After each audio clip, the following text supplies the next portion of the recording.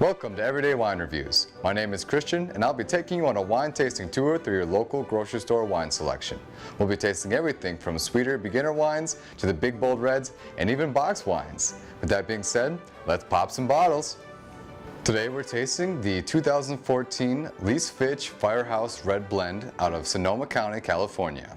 This is actually a really fun one, a little personal history with firehouses. My dad's actually a fireman, and if there's one thing I know about him, I will never catch him with a glass of wine in his hand. So here's to you, Dad.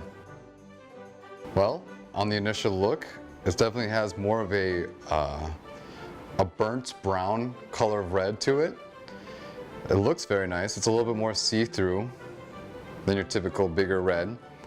Since this is a red blend, usually what they do is they pair either a couple or even a handful of different wines or varietals, which is the specific types of grapes, to custom tailor it to make a very, very specific style taste to satisfy the palate of that region.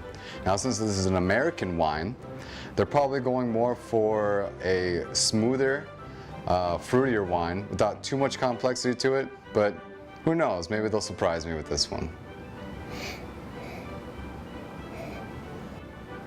It smells pretty soft. There's a touch of underripe fruit as I'm smelling it that comes out a lot, but it's not an overly aromatic or overly smelly wine. It doesn't jump out and really grab you by the nose, if you will.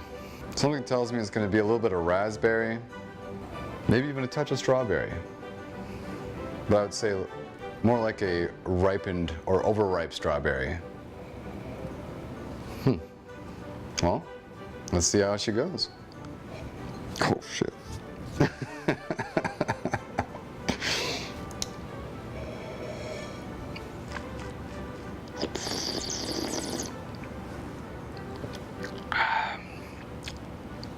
Okay. Wow. That is very dry. It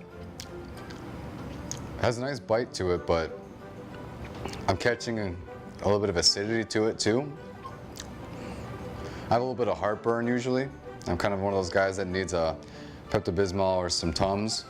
And with this one specifically, I can feel it at the top of my throat, that little bit of acidity to it. A lot of raspberry with this very, very interesting subtle note of, I want to say cocoa, but it's not huge. It's something you have to look for. Maybe even a touch of vanilla on the finish. But it's very dry. It's almost chalky.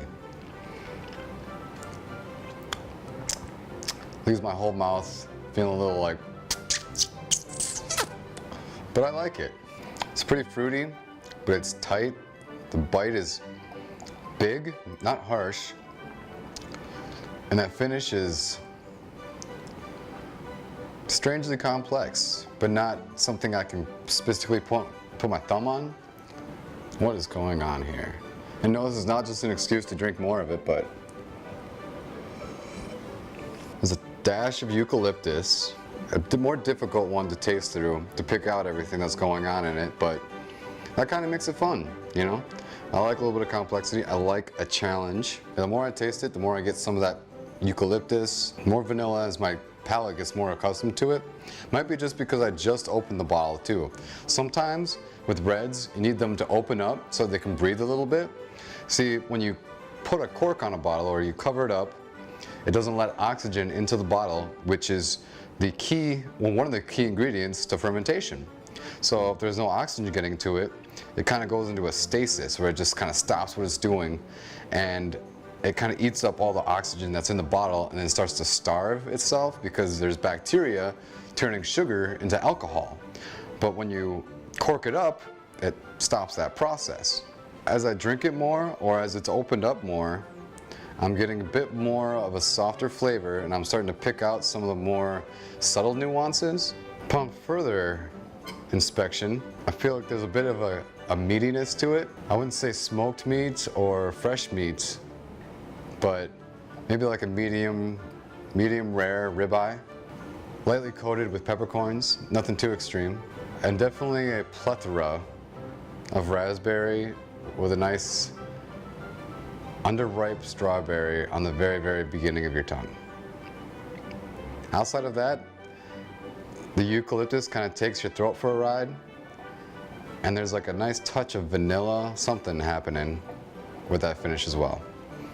I would say for somebody who's trying to get into complexity, this is a great one in that regard. You're getting into a lot of dry wines like that. This one's super dry. There's a nice acidity to it. And then there's also a lot of different character notes that you really have to pry apart. The only thing that's really prevalent, I would say, is the fruit. But everything else is mixed in, kind of adding notes of it here and there. I'd give this one a 3.75. Not a full 4, and not an average rating at all, but it's a fun ride, great challenge, and it's definitely the right kind of wine for somebody who's trying to get into wine and taste the nuances within it. It's a nice challenging centerpiece for anybody who wants to buy a bottle for $11.99 and drink some good wine. Cheers.